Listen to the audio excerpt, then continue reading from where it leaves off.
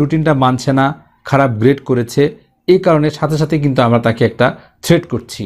আর হয়তো এমন একজনের সাথে মিশেছে যা আমরা পছন্দ করি না, তখনই আমরা আমাদের সন্তানদেরকে থ্রেট করছি, যদি ফের তোমার রেজাল্ট এরকম খারাপ হয়, তোমার গ্রেড যদি এরকম খারাপ আসে, তাহলে তো বুঝবে শাস্তি কাকে বলে, তাহলে বুঝবে পানিশমেন্ট কাকে বলে। এরকম করে আমরা থ্রেট করছি আমাদের সন্তানদেরকে। এই যে প্রতিনিয়ত আমরা যখন থ্রেট করছি, এবং আসলে দেখা যাচ্ছে আমরা যদি সকল কাজে আমাদের সন্তানদেরকে থ্রেট করি আর এর বাস্তবায়ন যদি না ঘটে, অর্থাৎ আমরা কিন্তু আসলে যতটা থ্রেট করি তার ইমপ্লিমেন্টেশন কিন্তু ততটা করি না, তখন কিন্তু সন্তান এটাকে একটা সুযোগ হিসেবে গ্রহণ করে।